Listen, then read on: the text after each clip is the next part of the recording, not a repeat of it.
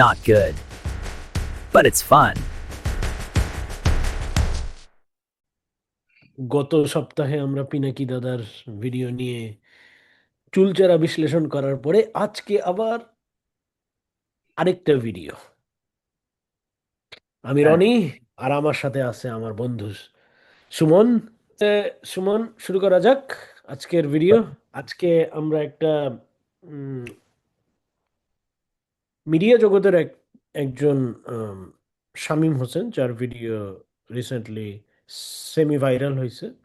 তো সেই ভিডিওটা নিয়েই আমরা চেক করে দেখবো। সেমি ভাইরাল নাকি আমি জানি না, আমি বললাম আর কি। আমিও জানি না, বাট ভিডিওটা আমি আমার ইয়েতে দেখলাম আর কি, ফেসবুকে দেখলাম, ফিডে। হুম। অ্যান্ড অলসো ইউটিউবে দেখলাম সাজেশনে।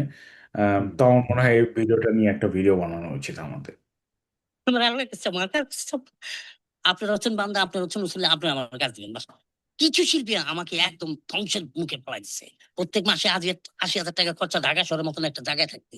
আমি হুমায়ুন ফরিদি মরে যাব, মরার ২১শে পদক চলে যাবে আমার বাড়িতে, যায় নাই ওনার বাড়িতে ২১শে পদক মারার পরে। একটু কথা বলতেছি, বাস্তবের কথা বলতেছি, যে আজকে আমার কাজের অবস্থা বিগত, যদি মিডিয়ার কথাই বলি, আমি নাটক পাড়ার শিল্পীর মানে আমি নাটকের কথা যদি বলি, তা আমাদের ৪ বছর ধরে তাদের সাথে আমার ওই পরিমাণের কাজ হয় নাই। আমি যাদের সাথে কাজ করতাম তাদের সাথে আমার যোগাযোগ হচ্ছে না। আর ধরেন যে এখন যে মিডিয়ার অবস্থা, ধরেন যে আমি একটা সময় আমি ফোন দিতাম, ভাই কাজের কি অবস্থা, হয় হ্যালো, হ্যাঁ পরে কথা বলতেছি, এখন না পরে। মানে এক প্রকার বলা যায় যে তাদের ধারণা হচ্ছে যে সেই সময় আমার একটা কথা বলছিল যে শামীম, এখন তো মিডিয়া মিডিয়া আমরা নাটক পাড়ার লোক যখন ইউটিউবে গিয়ে কাজ করে, তো ইউটিউবে তো আজে বাজে কাজ হচ্ছে। তা আমার কথা হচ্ছে, ইউটিউবে তখন আমার আজে বাজে, শামীম তো এখন খারাপ কাজে ব্যবহার ইউটিউবে চলে গেছে, শামীম এখন খারাপ কাজ করতেছে, ওকে নিয়ে কাজ করা যাবে না, আমাদের ক্যারিয়ার নষ্ট হয়ে যাবে, হ্যান ত্যান আগুন বাগুন কইয়া কিছু শিল্পী আমাকে একদম ধ্বংসের মুখে ফেলাই দিচ্ছে। নাই বলতে গেলে এক প্রকার নাই আচ্ছা, আমি জানি না ইউটিউব ইউটিউবে কাজ করলে কি হয় না হয়, কারণ আমি আমার আমার মতে এখন মানুষ আসলে টিভির চেয়ে বেশি ইউটিউবেই এঙ্গেজড। হ্যাঁ, ঠিক আছে, কারণ আমি আমি এখন জাপানে। আমার কাছে তো টিভির ওরকম ইয়া নাই, অ্যাক্সেস মানে আছে, কিন্তু মানে আমি যখন ট্রেনে যাব, অফিসে থাকবো বা এখানে ওখানে যাব, তা আমার কাছে তো মোবাইল থাকবে, আমি ইউটিউবেই বেশি অ্যাক্সেস থাকবে আমার। তাহলে আমার কাছে যেটা সবচেয়ে বেশি, আমার কাছে যেটা রিচ, সেটা হচ্ছে ইউটিউব বা ফেসবুক। হ্যাঁ, তো আমার আমি তো কাছে ওখানেই হ্যাঁ, ওখানেই হ্যাঁ, দেখবো। তাহলে এটা তো আসলে ডিপেন্ড করবে যে যদি ভালো না হয়, তাহলে ওই পার্টিকুলার ভিডিও আমার ফিডে আর কি সাজেশন আসবে না। অ্যালগোরিদম আর কি, যেটা অ্যালগোরিদম, ওটা আমার কাছে সাজেস্ট করবে না। রাইট? তো আমার মনে হয় না যে এটা আসলে উম, খারাপ বা এই টাইপের। কারণ আমি টিভিতে যেসব নাটক দেখি, একজন আরেকজনকে থাপ্পড় মারতেছে, গালাগালি করতেছে। ইউটিউবে যেটা দেখি, মানে হয়তো কিছুটা ডিফারেন্ট, হয়তো ওরা মানে অন্যান্য যেসব কন্টেন্ট, ওদের সাথে কম্পিট করার জন্য কিছুটা কোয়ালিটি মেনটেন করতেছে। আমার যেটা মনে হয় যে আমি তো ওরকম খারাপ কিছু হয়তো আমার চোখে পড়ে নাই, বা আমি কম দেখি হয়তো নাটক, বাট আমার মনে হয় না যে ইউটিউবে কেউ ডেডিকেটেড, মানে ইউটিউবের জন্যই যদি কাজ করে, তাহলে যে একদম খারাপ হয়ে যাবে, তার তো কোনো ইয়ে নেই, গ্যারান্টি নেই। আমার কাছে আর মনে হয়, আমার কাছে যে জিনিসটা মনে হয় সেটা হচ্ছে, আম, এখন ম্যাক্সিমাম মানুষই ইউটিউব ইউজ করে। দেশে বল, দেশের বাইরে আমরা যারা আছি, আমরা সবাই তো মোবাইল ইউজ করি, বেসিক্যালি টিভি দেখা হয় না রাইট। ম্যাক্সিমাম সময়। ইটস সো পোর্টেবল, মোবাইল ফোনটা সো পোর্টেবল যে সবাই মোবাইল ফোনেই নাটক টাটক থেকে শুরু করে সমস্ত কিছু দেখে। বাংলাদেশের প্রেক্ষাপটে যদি চিন্তা করিস, খুব কম সংখ্যক মানুষই দেখা যাবে যে সারাদিন টিভিতে বসে থেকে 10টা অ্যাড দেখার পর এভরি 5 মিনিটস একটা নাটকের মাঝখানে 5-6টা করে অ্যাড দেখে দেখে একটা নাটক দেখবে। সবাই দেখা যাচ্ছে ওই নাটকগুলো যখন আম, ইউটিউবে আপলোড হয় তখনই শুধুমাত্র ওগুলো ইউটিউব থেকে দেখে, ওখান থেকে কমেন্টসটা আসছে। তো উনি যেটা বললো যে ইউটিউবে কাজ করলে অনেক শিল্পী তার সঙ্গে কাজ করতে চাবে না, does not make make any sense. কারণ যারা যারা তাকে ওই কথাটা বলছে তাদের কাজে দেখা যাবে ইউটিউব ভর্তি, তাই না? হ্যাঁ, এক্স্যাক্টলি এক্স্যাক্টলি। এই কারণ মেইন স্ট্রিম যেসব মিডিয়া, হ্যাঁ, যেসব নাটক, সেই সব নাটকই তো দেখা যাচ্ছে যে পরে রিসেল হয়ে তারপরে ইয়াতে যাচ্ছে, ইউটিউবে যাচ্ছে বা ফেসবুকে যাচ্ছে, রাইট? হুম, হুম, ওগুলো তো কিনে নিতেছে ইউটিউবের হুম, যেসব প্রোডাক্ট, ডিস্ট্রিবিউটর, যে যে হুম, চ্যানেল যেসব, হ্যাঁ, ওরা তো হুম। ওগুলোই কিনে নিতেছে হয়তো। হ্যাঁ, হ্যাঁ, কিনে ওগুলো তো নিয়ে আর আপনি টিভিতে করতে, থাকতেছে না, এক্সাক্ট, রিটেলিকাস্ট বা যেটাই হচ্ছে, ওটা তো হ্যাঁ, ওরা কিনে নিতেছে, রাইট? হ্যাঁ। আর কতজন মানুষ টিভিতে অ্যাকচুয়ালি বসে থেকে একটা নাটক পুরো দেখতে পারে, তাই না? এতটা পেশেন্স কতটা মানুষের থাকতে পারে?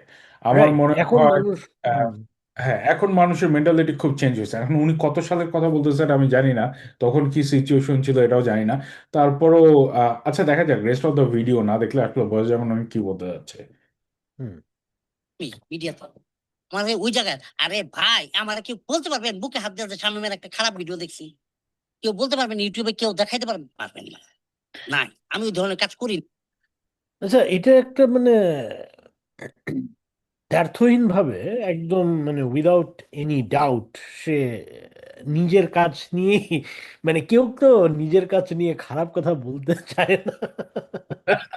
তা মানে তো এখানে অবশ্যই। আমার একটা কথা আছে যে আমি বলতেছি না যে ওনার কাজগুলো খারাপ, বা আমি আমি হয়তো ওরকম ওনার কাজ দেখি নাই, হ্যাঁ, কিন্তু কেউ তো নিজের কাজ নিয়ে আসলে খারাপ বলতে চায় না যে আমি এরকম খারাপ কাজ করছি, হ্যাঁ, কেউ বলতে পারবে না, কেউ তো এখানে নাই জাজ করার। তো এরকম, Exactly. এটা আসলে আমি আমরা আর কি মানে ধরে নিতে পারি না যে ওনার কথাটা কতটুকু যৌক্তিক, কারণ নিজে নিজের কাজকে নিয়ে হুম, ইয়া করবে, প্রমোট করবে যে হ্যাঁ আমার কাজ অনেক ভালো, ঠিক আছে, হুম।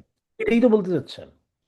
আর ব্যাপারটা হচ্ছে কি, ওয়েট এ মিনিট, আর ব্যাপারটা হচ্ছে কি, উনি যেভাবে নিজের কাজের কথাটা বললো, ওনারা যে ধরনের ক্যারেক্টার প্লে করে, হ্যাঁ, ওই ক্যারেক্টারগুলো কতটা স্টোরির জন্য, কতটা ডিফারেন্ট টাইপের স্টোরির জন্য অ্যাকচুয়ালি রেলেভেন্ট, সেটাও তো দেখতে হবে, তাই না? মানে হুম। উনি একজন আর্টিস্ট বুঝলাম, এখন দেখা যাচ্ছে যে তুই একটা স্টোরি লিখলি অথবা তুই যে নাটকটা বানাতে যাচ্ছিস ওইটার জন্য ওনাকে দরকার নাই, বাট উনি মনে করতেছে উনি একটা ক্যারেক্টার প্লে করতে হবে, প্লে করতে পারবে ওই নাটকে। It doesn't make sense in that way, right?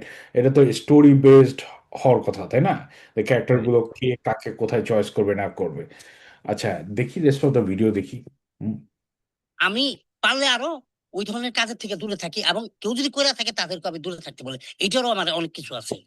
তো আমার কথা হচ্ছে ওই ধরনের লোকের কারণে আজকে আমি মিডিয়া থেকে দূরে চলে আসছি। আজকে 4টা মাস হয়ে যায়। আর হালকা পাতলা কাজ হয়, ওইটা দিয়ে সংসার চলে না। আচ্ছা, এখানে আমি সরি একটু আবার একটু পজ হুম, করলাম তো, আমার আমার কিছু পার্সোনাল এক্সপিরিয়েন্স আমি শেয়ার করতে চাই যে হুম, আমিও মিডিয়া জগতের সাথে জড়িত ছিলাম, হ্যাঁ। তো আমি আহ, মানে সুমনও কাইন্ড অফ ছিল, ইমপ্লিসিটলি ছিল, ওর ইনভেস্টমেন্টও ছিল। তো দর্শকদের উদ্দেশ্যেই আমি বলতে চাচ্ছি যে হ্যাঁ, আমি ইফতেখার আহমেদ ফাহমি আমাদের ফ্রেন্ড, রেদওয়ান রনি আমাদের ফ্রেন্ড, হুম। তো আমরা একসাথেই আসলে শুরু করি কিন্তু 2004, 2003-4-এর দিকে, তিনে না, 2004-এ আমরা শুরু করি। তো 2004-এ রেদওয়ান রনি, ফাহমি, মানে শুরুতে রেদওয়ান রনি যেহেতু ফাহমির বোন ছিল অপি করিমের ফ্রেন্ড, তো কাইন্ড অফ আমার আমার বোনও ওই একই ব্যাচের, হ্যাঁ। তো ওই সেখান থেকে আর কি অপি করিমের মাধ্যমেই মোস্তফা সরোয়ার ফারুকী ভাইকে আর কি মানে আর কি বলে টলে বিভিন্ন ভাবে বলে, তারপরে প্রথমে রেদওয়ান রানী ঢুকে। তো রেদওয়ান রানী ঢুকে আর কি এই মিডিয়া জগতে আর কি প্রথম পা দেয় আর কি, হুম। তা তারপরে ফাহামি দেখলো যে না আমিও ঢুকি আর কি, মানে আমিও মানে ফাহামিও ঢুকবে। তো ফাহামি ঢুকে, ফাহামি ঢোকার পরে পরে ওরা আর কি গ্রাজুয়েশন কমপ্লিট করে হচ্ছে ওই ইয়ার থেকে, মোস্তফা সরোয়ার ফারুকী ভাইয়ের তথাকথিত মানে মিডিয়ার যে ইউনিভার্সিটি ওরা বলে, হ্যাঁ, সেখান থেকে ওরা গ্রাজুয়েশন কমপ্লিট করে, যদিও অ্যাকচুয়াল যে গ্রাজুয়েশন ওরা কমপ্লিট করে অনেক দেরিতে। তো যাই হোক, মেইন কথা হচ্ছে যে আমি ওদের যে ওরা যখন মানে ফারুকী ভাইয়ের ইয়ার থেকে কাজ শিখে বের হয়ে ওরা যখন নিজেদের কাজ শুরু করতে যায়, তখনই আমি মানে প্রথম ওদের সাথে ইনভলভ হই এবং আমি মুড়ি টিন নাটকটা লিখি ফামি ফামিওর সাথে লিখে। তো ওই সময় আসলে আমি বুঝি আর কি যে নাটকের বা মিডিয়া জগতের যে রেসপেক্টের যে লেভেল, হ্যাঁ, যখন যে প্রথমে যায় তাকে হচ্ছে ওরিয়েন্টেশন দেওয়া হয় বা গ্রিডিং করা হয় যে এতটুকু হচ্ছে শরবতের লেভেল, যে এতটুকু শরবতের লেভেল মানে হচ্ছে তোর রেসপেক্ট অতটুকুই, হ্যাঁ। ওই লেভেল যত বাড়তে থাকবে রেসপেক্ট তত বাড়তে থাকবে। তো মিডিয়া জগতের ব্যাপারটাই হচ্ছে এরকম, হ্যাঁ। তো ওরা ফ্রেন্ড ছিল মানে আমাকে। শরবত মানে কি, মানে স্পেশাল শরবত না? না না, জাস্ট শরবত নর্মাল ট্যাং লাইক বা হ্যাঁ, হ্যাঁ, ট্যাংই সাধারণত আমার যতদূর মনে পড়ে, হ্যাঁ। তো এখন কথা হলো যে মুরিটিন আমি লিখছিলাম। মুরিটিন লেখার পরে আমার যে রেমুনারেশন আমি ডিজার্ভ করতাম, ওটা আমাকে দেয় নাই, হ্যাঁ। আমার থেকে কনসেপ্ট নিছে। আমি অ্যাসিস্ট্যান্ট ডিরেক্টরও ছিলাম, আমি কোনো রেমুনারেশন পাই নাই। তারপর আমি রেদনরণীর উড়োজাহাজ নাটকটা আমি আহ, 3টা সিকোয়েন্স আমি লিখলাম। আমাকে ওখানে চিত্রনাট্যে কোনো ক্রেডিটই দেওয়া হয়নি, আমি 3টা সিকোয়েন্স দিছি আমার নিজের জীবন থেকে নেওয়া। আমি 3টা সিকোয়েন্স দিলাম, ওই 3টা সিকোয়েন্স খুবই ক্যাচি সিকোয়েন্স, এবং আমাকে কোনো ক্রেডিট দেওয়া হয়নি চিত্রনাট্যে, হ্যাঁ। আমি অ্যাসিস্ট্যান্ট ডিরেক্টরও ছিলাম, আমাকে ক্রেডিট আমাকে রেমুনারেশনও দেওয়া হয়নি, হ্যাঁ। তো মিডিয়া জগৎটা হচ্ছে খুব ফালতু একটা জগৎ। আমি এখন থেকে আমাকে যাচ্ছে তাই ভাবে আমাকে যে রুমে গালাগালি করে, আমাকে বের করে দেয়। আহ, বের করে দেয় না, সরি, আমি বের হয়ে যাই। হুম, আমি বের হয়ে যাই। আমি, কারণ আমি ছিলাম অ্যাসিস্ট্যান্ট ডিরেক্টর, আমাকে আমার কন্টিনিউটির দায়িত্ব আমার ছিল না। তো হুম। আরেকজন যে অ্যাসিস্ট্যান্ট ডিরেক্টর ছিল সে কন্টিনিউটির দায়িত্বে ছিল, এবং সে পালায় চলে যায় দেখে আমাকে ধরে, কারণ আমি one of the assistant director. তো হুম। আমাকে বলে যে কেন কন্টিনিউটি মেনটেন করা হয়নি। তো তার কারণে কন্টিনিউটির কারণে ঝামেলা হয় তখন, হ্যাঁ। তো এটা তো ওই অ্যাসিস্ট্যান্ট ডিরেক্টরের দায়িত্ব ছিল, আমার তো দায়িত্ব ছিল হচ্ছে অনলি স্ক্রিপ্ট হ্যান্ডেল করা। তো তারপর আমি চলে যাই। তো বন্ধু হিসেবে আমাকে ডিফেন্ড করে নেই। তো এটা হচ্ছে মিডিয়া জগতের খারাপ দিকটা হচ্ছে এটা, যে ওখানে কোনো ইয়া নেই, বন্ধু বলে কিছু নাই। হ্যাঁ, এবং তার ফাহমি আর রেদনরনির ইন্টারভিউতে মানুষ গেলে দেখতে পারবে যে আমার নামে কোনো জিকিরি করে নাই, কোনো আলোচনা নাই আমার নামে। আমি ওই আমি সময় দেশে পাবলিক। থাকতাম না, দেশে ছিলাম না। তো আমি, আমার ওই ব্যাপারে কোনো আইডিয়া নাই যে কিভাবে তোকে এই জিনিসগুলো ফেস করতে হয়েছে। বাট মিডিয়াতে যে আমার ইনভেস্টমেন্টটা ছিল সেটা থেকে আমার যে আইডিয়া হয়েছে, উম, মানে স্পেশালি দূরে থেকে বা দেশের বাইরে থেকে ওখানে ইনভেস্টমেন্ট করা এবং প্রফিট বের করাটা nearly impossible. You lose your money in every single way. I'm not sure যারা ওখানে দেশে থেকে হয়তো ইনভেস্টমেন্ট করে অথবা কন্টিনিউয়াসলি মিডিয়াতে ইনভলভ থাকে, তারা হয়তো বা ডিফারেন্টভাবে জিনিসটাকে মেনটেন করতে পারবে। তবে এটুকু আমি জানি, তোর কাছ থেকে যতটুকু আমি শুনছি এবং আমার আরও কিছু ফ্রেন্ডের কাছ থেকে যা শুনছি, যে এই জগতে হয়তো বা আম, কেউ যদি প্রবেশ করে তাহলে তাদের এক ধরনের কন্টিজেন্সি প্ল্যান থাকা উচিত, যে এটাকে প্রাইমারি হিসেবে নেওয়া উচিত না। আর্লি স্টেজে হোক অথবা এবং মিড স্টেজে হোক, এইসব জবের ক্ষেত্রে এটাকে অ্যাকচুয়ালি জব হিসেবে বলা যায় না, এটাকে বলা যায় অনেকটা শখ based job. Like your passionate about it, your working for it, it might give you something like a kind of a লটারির মতো। একটা সময় তোমাকে রিয়েলিটিতে আসতেই হবে, you might have to do something else. হয় না, বাচ্চাদের এই যে গভর্নমেন্ট স্কুলে পড়ে আমার বাচ্চারা, ভার্সিটিতে পড়ে আমার বড় ছেলে, হয় না, পোষায় না। প্রত্যেক মাসে আজ 80,000 টাকা খরচা, ঢাকা শহরের মতন একটা জায়গায় থাকতে 80,000 টাকা খরচা। জীবনে যত সঞ্চয় আছে সব বাপ মার পিছনে ব্যয় করছি। মা ব্রেন করে শিল্পীরা আমাদের সাপোর্ট দিছে, ওই সময় আমার শিল্পীরা আবার সাপোর্ট দিছিল, যথেষ্ট পরিমাণ সাপোর্ট দিছে। জাহিদ ভাই দিছে, তুষার ভাই দিছে, আমাদের মোশারফ ভাই দিছে, মিলন ভাই দিছে, জর্জ ভাই দিছে, অনেক নায়িকারা দিছে আমাদের সাপোর্ট। আর আজকে যখন আমি মিডিয়ার বাইর হয়ে গেছে, আমার কেউ না, কোন শিল্পী গিয়ে বলে না স্বামীটাকে কাজে নেন।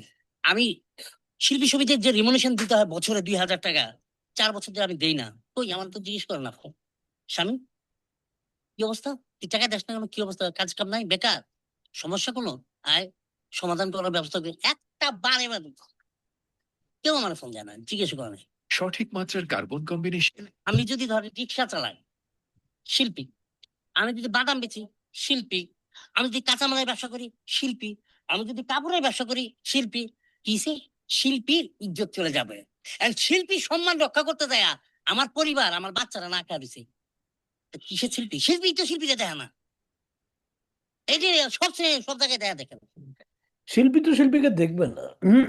কথা হলো যে আমি যখন মিডিয়া জগৎ থেকে বাইর হইলাম, আমি তো অন্য ক্যারিয়ার পাথ পার্সিউ করলাম, রাইট?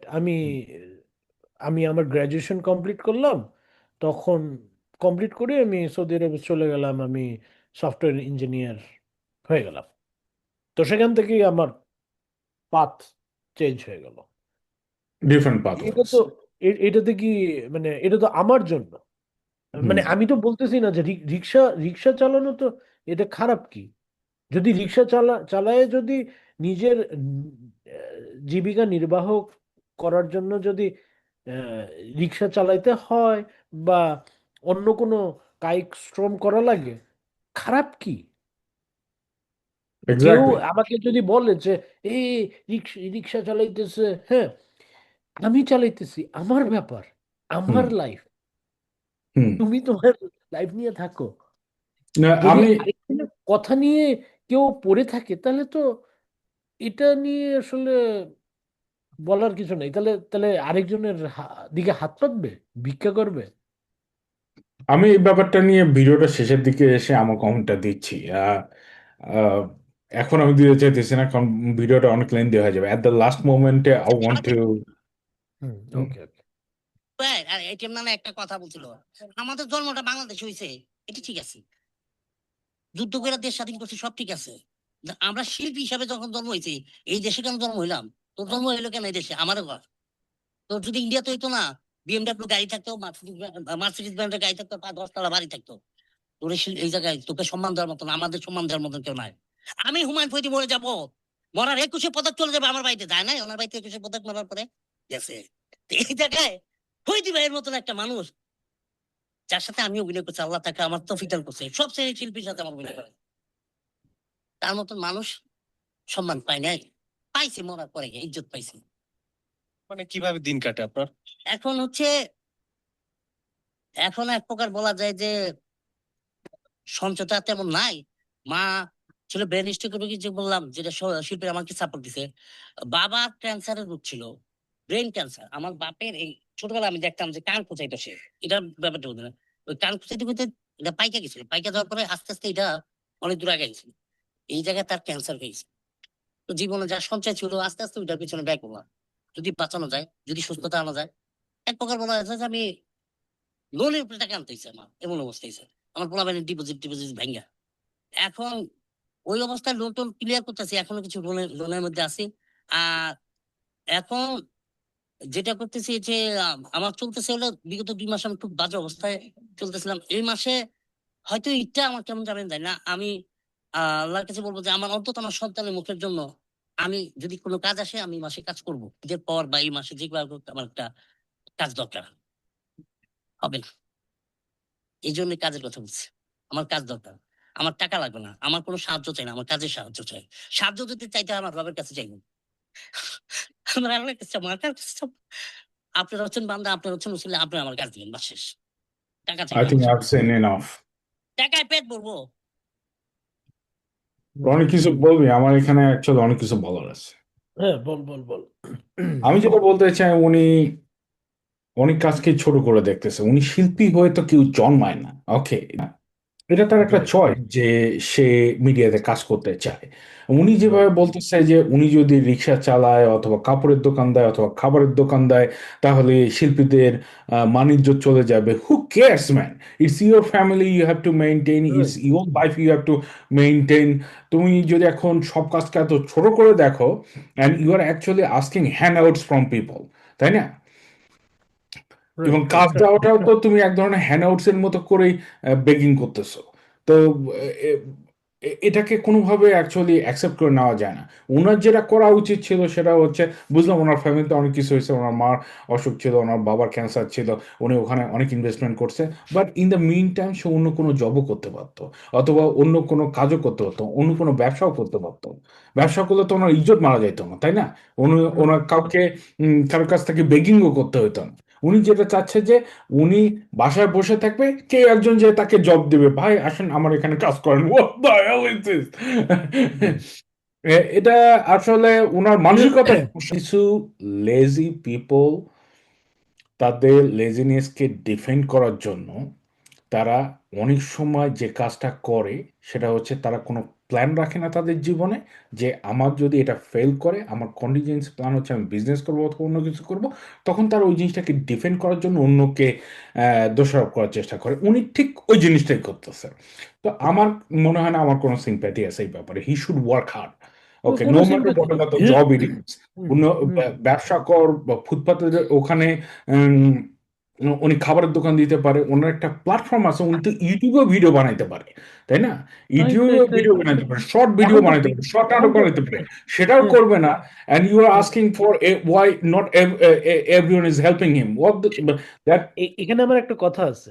সে যদি নিজের কাজগুলোকে এতটাই ভালো বলে, হ্যাঁ, তার যদি এতটাই ফেস ভ্যালু থাকে, নেম ভ্যালু থাকে, হ্যাঁ, তাহলে সে যদি শর্টস বানায় ইউটিউবে ছাড়ে, হ্যাঁ, তাহলে তো সে ভিউজ পাবে। তার কথা মতো ভিউজ তো পাবে, হ্যাঁ। ভিউজ পাইতে পাইতে তো একসময় সে মানে তার সাবস্ক্রাইবারও অনেক হয়ে যাবে, হ্যাঁ। তারপরে সে তার একটা নিশ রেডি করলে পরে সে তো তার বেশ একটা ভালো ইউটিউব, সেটা একটা প্ল্যাটফর্ম হয়ে যাবে তার জন্য। সে এক্স্যাক্ট ওখান থেকে একটা আর্নিং সোর্স পাবে। সে না এক্স্যাক্টলি। অ্যাক্টিংও করতে, কাজও করতে যাচ্ছে, প্লাস ইনকামও। তার কথাই তো, ইনকামও তার দরকার, ঠিক না? আর্নিংও দরকার। তো সে এক ঢিলে তো দুই পাখি শিকার হয়ে যাচ্ছে। আর ইউটিউবে ভিডিও বানানোর জন্য তো ওনার আম, মানে হাই-ফাই কোনো ইকুইপমেন্টের দরকার নাই। না, একটা মোবাইল দিয়ে মোবাইল হলেই, মোবাইল হ্যাঁ দিয়েই করতে পারে। অনেকেই করতেছে and they are making a lot of money too, তাই না? হ্যাঁ আর উনি যে কাজটা করতে পারতো ইন দ্য মিন টাইমে, উনি যে কোনো একটা ব্যবসা করতে পারতো। আমি একটা জিনিস বুঝতেছি না, বাংলাদেশের মানুষ যে কোনো জবকে এত ছোট করে দেয় কেন? Right, exactly exactly. আমি আমি আমি আমার স্বপ্ন ছিল যে আমি মিডিয়া জগতে, আমার লেখালেখির প্রতি অনেক ঝোঁক, হ্যাঁ। তো আমি আহ, যখন সৌদি আরবে আমার আহ, যেহেতু ওখানে আমার আমাদের পাসপোর্ট রিনিউ ঝামেলা ছিল, আব্বুর কন্ট্রাক্ট শেষ হয়ে যাওয়ার পরে, কারণ আমি আব্বুর আন্ডারে ছিলাম। তো আমার জব আমি কন্টিনিউ করতে পারিনি ওই একই কারণে। তো আমার বাংলাদেশে চলে যাওয়া লাগে। তো বাংলাদেশে চলে যাওয়ার পরে আমি শুরুতেই তো জব পাইনি। তো হুম তখন আমি চিন্তা করলাম যে ঠিক আছে, মিডিয়া জগতে একটু চেষ্টা করে দেখি। নিজে নাটক নাটক বানাইলাম, হলো না। হুম কারণ সিন্ডিকেট, নাটকেও হুম একটা সিন্ডিকেট আছে। হুম। তো হুম বিটিভি আমার টাকা রেখে দিল। টেপ টেপ হুম আমার পরিচিত, আমার ফ্রেন্ডের পরিচিত আহ, পরিচিতদের মাধ্যমেই ওই টেপটা আমি ব্যাক নিয়ে আসলাম। হুম তো ব্যাক নিয়ে আসার পরে ওটা বিভিন্ন চ্যানেলে আমি দেওয়ার চেষ্টা করলাম, কোনো চ্যানেলই নিল না, প্রিভিউই করলো না। প্রিভিউ হুম করার আগেই বললো যে এটার কোয়ালিটি নেই, মানে দেখার আগেই বললো যে কোয়ালিটি নেই। তো আচ্ছা ঠিক আছে। তো পরে কি করলাম যে হচ্ছে না কিছু, তো আমি জব খোঁজা শুরু করলাম হুম আমার যেটা ক্যালিবার। হুম তো পাইলাম জব, 3-4 মাস পরে পাইলাম। পাওয়ার পরে হুম ওটাতেই এখন কন্টিনিউ করতেছি। হুম তো তার মানে এই না যে আমাকে ওটাতেই থাকা লাগবে। হুম এক্স্যাক্টলি। তো এটাই আমার ওনার প্রতি আসলে সিম্প্যাথি নেই, আমি সাজেশন দিচ্ছি। এই Yeah, do suggestion something. At least do something. There are many things to do. এখানে ইজ্জত যাওয়ার কোনো কিছু নেই। হ্যাঁ, কিছু নাই। ওকে, এক্স্যাক্টলি। তাহলে আমরা আবার পরের ভিডিওতে আবার আপনাদের সাথে দেখা হবে। এই বলে বিদায় নিচ্ছি। আল্লাহ হাফেজ। হ্যাঁ, please like, share and subscribe. Not good. But it's fun.